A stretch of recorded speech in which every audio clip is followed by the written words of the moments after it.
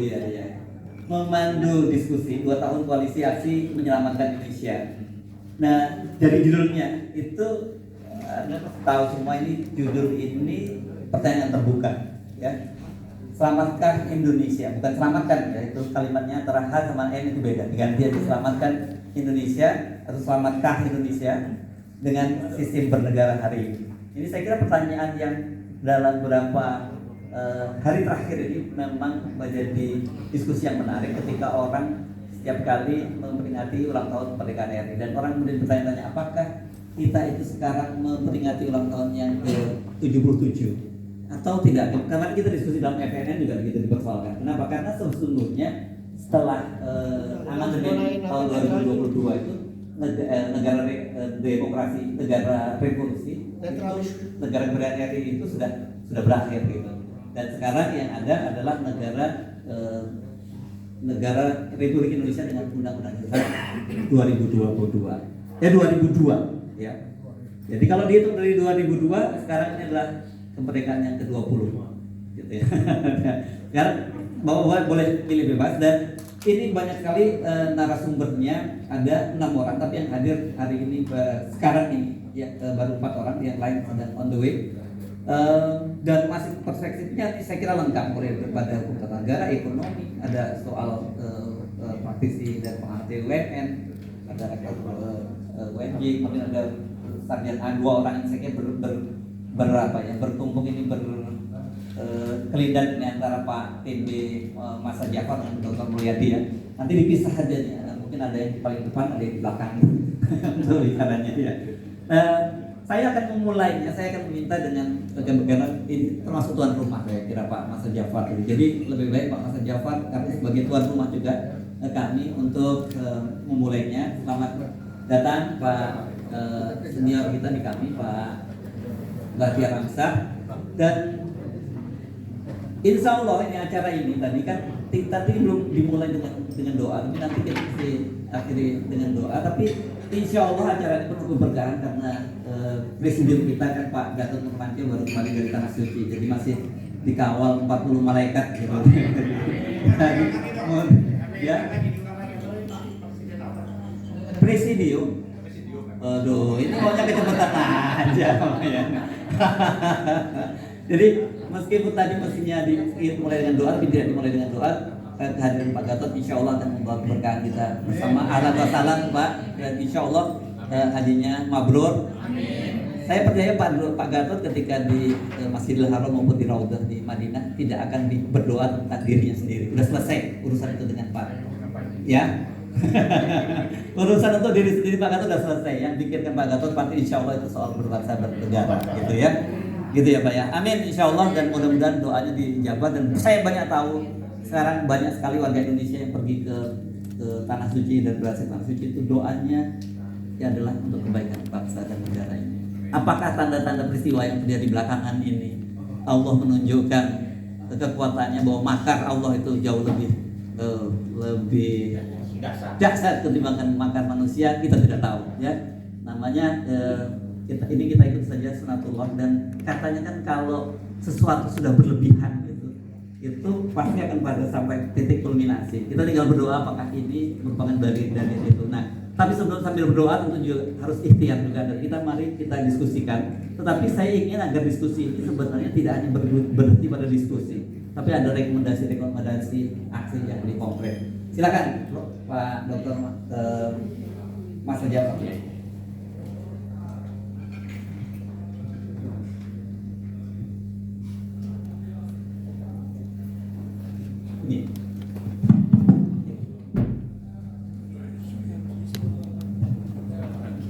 Baik, terima kasih Mas Yusuf. Yang saya hormati Pak Gatot Presidium kami, Pak Dr. MS Kaban, teman kita senior, Bang Bahtiar Ramsah, dan rekan-rekan aktivis semua, para pembicara. Assalamualaikum warahmatullahi wabarakatuh. Saya singkat. Jadi persoalan politik ini sebenarnya cara membacanya, saya kira para sarjana itu sudah mendefinisikan bahkan memberikan suatu model kepolitikan Indonesia, baik yang ditulis oleh para Indonesianis, ya, peneliti luar, maupun juga beberapa ilmuwan sosial politik yang ada di tanah air kita. Saya kira bisa dibaca buku. Ada Richard Levinson, saya kira banyak sekali ya, banyak sekali. Saya nggak perlu sebut-sebut. Benedict Anderson, banyak sekali. Kemudian dilanjutkan ada Arif Diman, ada Muhammad Masud, banyak sekali. Dari bacaan itu semua ada irisan pada 3 variabel. 1, struktur kekuasaan. 2, struktur ekonomi. 3, hukum sebagai instrumen kekuasaan.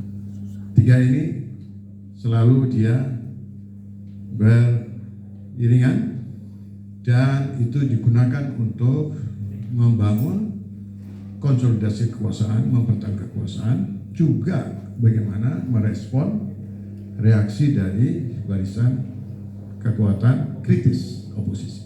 3 ini. Nah, oleh karena itu, konstitusi yang dirumuskan oleh founding fathers kita, jadi yang saya sebutkan tadi 3 variabel itu adalah struktur yang eksis, real, the real politics, ini real hari-hari yang kita hadapi ini. Itu 1. Yang kedua adalah pelembagaan politik. Ya, ada demokrasi, yes, ada parlemen, ya, ada partai, ya. Tetapi 2 ini tidak nggak matching, betul. Nah, kita terlalu banyak sibuk ngurusi yang formal ini, yang pelembagaan ini.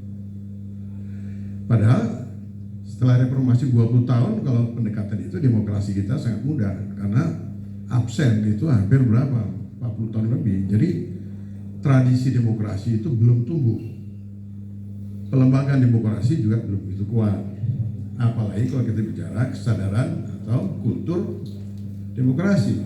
Jadi orang diinjak-injak sampai setengah mati juga nggak lawan, istilahnya begitu, maaf kasarnya begitu. Jadi kesadaran politik warga negara itu tidak sebagaimana yang kita lakukan atau kita lihat pada negara lain. Ya. Negara lain soal pajak aja bisa ribut. Malaysia yang kita anggap negara kerajaan, tetapi kenaikan harga kebutuhan pokok itu bisa ribut, parlemen itu bisa ribut. Itu padahal demokrasi itu tidak sehebat kita. Tetapi yang menyangkut kebijakan-kebijakan yang menyangkut hajat hidup orang banyak, itu boleh kita katakan itu menjadi concern pada para anggota parlemen, dia mau oposisi mau tidak, mereka sangat concern. Nah, itu yang pernah saya amati gitu ya. Jadi kita lihat ada keunikan yang kita coba compare kita. Nah, oleh karenanya yang ingin saya katakan ada satu kontinuitas pada struktur masyarakat kolonial. Jadi sebenarnya di Republik ini yang berkuasa itu adalah orang-orang yang memiliki modal. Baik itu karena ada penjajahan, kemudian ada kalau dalam analisis sosiologi politik, saya kira hampir di dunia ketiga. Jadi di puncak itu adalah kolonial. Kemudian ada middle class-nya, itu adalah perpanjangan dari kekuatan kolonial. Nah, baru rakyat jelata. Dan kalau kita lihat 2 kelas ini, ya, itu tidak imbang. Tidak imbang. Nah, oleh karena itu saya bisa memahami spirit Bung Hatta mengatakan bahwa kedaulatan ekonomi, kedaulatan politik itu sesuatu yang tidak bisa dipisahkan. Tidak mungkin ada kedaulatan rakyat kalau kedaulatan ekonomi rakyat tidak terjadi. Itu nonsense. Nah, ini kalau kita baca teori pengalaman negara-negara Eropa tentang posisi middle class, ya, itu tidak terjadi. Ada middle class di kita, tetapi kita bisa lihat dari 2 sudut pandang. 1, middle class dalam pengertian 1 kelas, 2 ekonomi. Kalau yang 1 ya banyaklah sarjana, ini kan aplikasi sarjana kan luar biasa, banyak sekali orang pintar, banyak sekali. Yang kedua dari sudut ekonomi, berapa pertumbuhan kelas menengah ekonomi yang yang dicangkok maupun yang tumbuh secara mandiri, independen. Kecil sekali. Christian Wibisono dulu pernah coba memposisikan itu. Jadi yang betul-betul middle class ya, di sudut ekonomi itu, pengusaha-pengusaha saudagar yang tangguh itu sekitar nggak sampai 3%. Jadi selebihnya itu banyak kabir-kabir. Kalau sekarang apa istilahnya? Karena fasilitas negara. Jadi kalau penguasanya sebagai tokohnya bangkrut, jatuh ya dia juga jatuh. Jadi dia di dalam konstelasi politik, di dalam pertarungan politik dia tidak menentukan. Tidak menentukan. Nah, jadi kalau kita lihat itu, saya kira salah satu problem kita itu adalah absennya middle class. Nah, kenapa? Supaya kita realistis melihatnya. Ini kita lihat beberapa momentum ya politik udah berulang-ulang ini. Bahkan yang terakhir. Tapi santai-santai aja. Ada tanda-tanda itu. Saya juga pusing. Kampus juga begitu ya. Iya. Nah, kita melihat dari perspektif middle class itu, apa artinya memang middle class kita itu sangat lemah. Dan pertama, yang kedua, baik lemah secara ekonomi karena dia sangat bergantung. Jadi kalau sedikit diancam dia juga ancaman itu juga efektif untuk kampus. Jadi kalau pangkatnya nggak diurus, karena apa dia itu ketergantungan pada masa depan karir dia. Jadi banyak sekali ya. Nah itu ya beberapa. Nah oleh karenanya saya kembali lagi. Jadi sejak kemerdekaan perubahan struktur sosioekonomi dan juga politik itu tidak mengalami suatu perubahan yang cukup signifikan. Ya sistemnya berubah, tapi pemainnya tetap itu aja. Dan rejim yang pernah berkuasa itu juga gagal menaikkan mereka. Ya Pak Harto itu kan baru terakhir Pak Harto, tapi udah di ujung gitu. Jadi beliau juga gagal, ya karena dia masanya kan ukurannya kan pertumbuhan. Tetapi berapa banyak kelas menengah yang tidak hanya di kota, juga di desa-desa. Nah inilah yang menjadi sasaran yang kemudian dikendalikan oleh kekuatan uang sampai pada hari ini, sampai pada pengusaha-pengusaha yang tanggung itu. Walaupun kebijakan-kebijakan diambil oleh para pengambil putusan, pemerintah parlemen tidak bisa melawan. Ya, jadi karena memang tidak ada kelas menengah yang mandiri. Kemudian yang kedua, dari sudut tadi kan pendekatan sosial kelas. Nah, pendekatan sosial kita lihat ada dua kekuatan besar ya dalam sejarah kita. Ormas agama terbesar, ada Muhammadiyah, ada NU. Ya, nah, ini juga kita selalu bertanya. Jadi ada teori mengatakan bahwa oke, walaupun dari pendekatan sosial kelas itu tidak bunyi, mestinya kekuatan-kekuatan agama mestinya dia bunyi istilahnya. Dan itu yang terjadi ketika kejatuhan Marcos. Semua gereja itu teriak. Jadi agama itu menjadi sangat fungsional. Jadi tidak berhenti pada simbolik, tapi agama itu justru sebagai kekuatan agen perubahan. Ukurannya saya kira banyak sekali. Ya, sebenarnya kurang moral.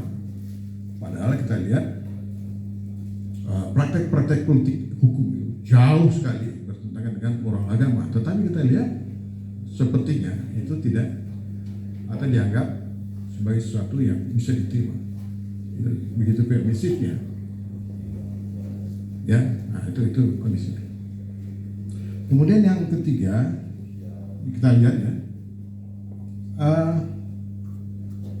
pasca reformasi peta politik kita itu susah kita mengidentifikasi. Sebenarnya siapa sih kekuatan perubahan dan anti perubahan? Susah. Yang dulu teriak reformasi sekarang justru jadi kekuatan anti perubahan. Nah kayak model Pak Gatot ini langka. Padahal model Pak Gatot ini kita kita lihat pada perubahan di Portugal, itu justru jenderalnya yang memimpin perubahan. Ya, itu pada model transformasi. Gak ada beberapa model lain. Nah, kita agak suka melihat di Indonesia ini modelnya seperti apa. Walaupun ada pada awal reformasi, ada yang mengatakan ini adalah model transformasi sebenarnya elit, walaupun ada gerakan mahasiswa, ada juga yang benar. Nah, ini adalah kombinasi elit dan massa, artinya kekuatan nasional. Nah, jadi perubahan-perubahan ke arah demokratisasi itu setiap negara itu kombinasinya bisa beda-beda. Nah, jadi kalau kita lihat pada case Indonesia, saya sendiri agak susah coba mengidentifikasi. Ya, jadi kalau kita baca di sini kan ramai sekali diskusi apa sampai mbak, tetapi kesadaran perubahan itu belum transformasikan sebagai satu gerakan politik, belum. Berarti ini kan ada misi. Di mana misinya? Nah, kalau saya lihat yang pertama, konsolidasi oposisi dibandingkan dengan konsolidasi kekuasaan. Penguasa itu jauh lebih kuat penguasa. Ya pastilah dia pemegang otoritas, dia bisa menggunakan sumber daya politik dari berbagai sudut. Sementara oposisi nggak bertambah-tambah itu. Yang paling gelisah kan cuma kami. Tapi kan nambah itu. Saya pikir tadinya ini nambah gitu ya. Nah, tadi saya diskusi sudah dari segi itu saya kira kan sudah sangat menyebar. Tetapi the realnya itu nggak wujud itu. Tidak mungkin suatu gerakan itu kalau tidak ada satu kesamaan. Oke, pikiran, tapi juga harus turun pada kesamaan agenda, strategi dan tujuan perubahan. Barangkali ini problemnya. Saya kira di sini masalahnya. Nah, kecenderungan kalau saya amati, semua para elit-elit yang berada di luar pemerintahan itu bergerak, ya setuju ada perubahan, tapi ketika pada strategi perubahan itu punya agenda masing-masing, sehingga kekuatan oposisi itu yang di luar pemerintahan itu tidak pernah terkonsolidasi dan dia tidak bisa ditransformasikan ke dalam sebuah gerakan. Nah itu persoalan. Padahal momennya sangat sudah berapa momen ya? Yang terakhir sebenarnya ini momen yang paling seksi nih. Jadi dia bisa masuk kemana-mana. Hukum dia masuk ke Indonesia juga kepada struktur kekuasaan. Jadi instrumen ini adalah yang menopang eksistensi oligarki. Dia bagian dari mesin kekuasaan. Ini kan apa saja. Jadi itu memang dipelihara sebagai mesin koersif. Ya. Nah, sayangnya gerakan-gerakan massa yang sifat yang radikal itu belum muncul. Kalau di awal Orde Baru itu kan ada itu yang saya belum lihat itu. Atau kita tunggu gitu kan. Nah, jadi yang terakhir saya ingin katakan, barangkali saya kira tepat sudah harus dievaluasi, dan masalah kita adalah bagaimana transformasi gagasan ide-ide itu ke dalam aksi, ya, melalui satu konsolidasi tidak hanya pada kami, tetapi semua kekuatan-kekuatan sosial, kekuatan politik itu ada di tubuh tentara, situ juga mungkin sedikit ada di polisi, saya kira juga ada, bukan tidak ada, ya. Semua elemen ada. Nah itu kita harus menemukan jejak-jejak itu. Kalau ini bisa ditarik, saya kira itu barangkali transformasi itu bisa didorong dengan pola transformasi dan replacement. Jadi ada dua kombinasi, atas dan bawah. Kalau atas saja tidak bisa. Kenapa? Kita berkepentingan supaya kalau kita katakan bahwa ini adalah kelanjutan dari gerakan reformasi, maka gerakan reformasi itu belum berhenti. Karena banyak agenda reformasi itu belum terwujud, baik di bidang hukum, politik, apalagi di bidang ekonomi. Saya kira itu sebagai satu pengantar. Oke. Karena waktu, terima kasih. Ya, sebelum Anda mengakhiri itu, ada satu pertanyaan saya kira yang menggoda kita ya dengan fenomena terakhir tadi. Meskipun tadi Pak Masa tidak menyebut, itu tentu saja fenomena yang terjadi, fenomena Ferdy Sambo. Banyak orang yang mengingatkan pada saya, ini ada satu, mohon maaf, ini bukan persoalan etis ya, saya ingin ngomongin dari sisi ilmiah. Ada satu orang Batak yang jadi korban, dan kemudian seluruh orang Batak itu bergerak bersatu. Apakah karena strukturnya? Ini saya pertanyaan, ini serius bukan soal etis ya, tapi apakah karena struktur kita secara sosial antropologis itu adalah mayoritas etnis Jawa yang punya culture Rimo gitu. Jadi ya nggak terjadi apa-apa. Kemarin ada juga yang menyampaikan pada saya, kalau ini katakan polisinya ini, mohon maaf sekali lagi ini bukan orang Jawa, mungkin nggak akan terjadi semacam ini. Apa ada nggak dari sisi kajian ilmu politik pemahaman semacam itu? Saya kira sudah banyak. Jadi culture, political culture Japanese itu kan lebih kompromi. Ya, saya kira sudah banyak. Hanya saja dia memang tenang, terima. Tapi dia endingnya itu sangat berbahaya. Karena kalau dilihat dari sejarah kekuasaan Jawa, itu selalu berakhir dengan pertumpahan darah. Nah, itu sudah kita lihat di dalam perjalanan dua kepemimpinan Presiden Indonesia ya. Karena ini adalah mayoritas Jawa, pasti dia punya pengaruh. Secara kultural pasti punya pengaruh gitu. Tetapi uniknya bukan berarti orang Jawa itu nggak mau melawan. Jadi dia ada stadiumnya. Kalau kampung tengahnya masih survive, ya kebutuhan pokoknya. Atau kalau Indomie, kalau sampai naik berapa, nah itu mungkin. Tapi sepanjang kalau ini hebatnya Pak Harto, keberhasilan dia menstabilkan politiknya sekian tahun itu karena dia bisa mengamankan kampung tengah itu. Jadi kalau substansinya dia terganggu, nah baru, dan saya kira itu salah satu penjelasan. Nah kemudian yang kedua yang tadi saya ingin juga, saya kira ruang perlawanan itu kan sangat terbuka kepada siapa, pada kelompok manapun. Nah ini menarik karena ini korban orang Batak, hampir semua orang Batak kan kur. Ini kan baru satu kelompok sosial.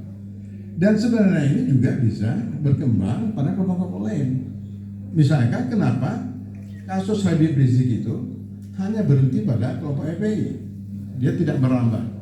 Padahal ini ada persoalan moral, soal kemanusiaan, soal hukum, juga soal politik. Tetapi itu yang saya bilang. Bagaimana tentang NU dan Muhammadiyah. Ini kan yang dibicarakan itu bukan soal Habib Riziknya, tetapi pelanggaran moral, ya, pelanggaran etik, pelanggaran hak asasi manusia itu di Quran itu tidak boleh. Jadi kalau agama hanya sifat rutinitas kemudian menutup mata pada hal seperti itu, oleh karena itu memang agama itu belum memberikan satu pengaruh pada perubahan sosial. Ya itu repot kita. Mestinya kan agama mayoritas itu mestinya ya, ini kan hipotesisnya, itu dia berbanding lurus dengan agenda perubahan, sebagaimana juga agama-agama lain ya di banyak negara gitu ya. Kira-kira seperti itu. Ya. Terima kasih. Terima kasih Pak TB Mas Jafar. Kita beri aplaus ya. Tadi karena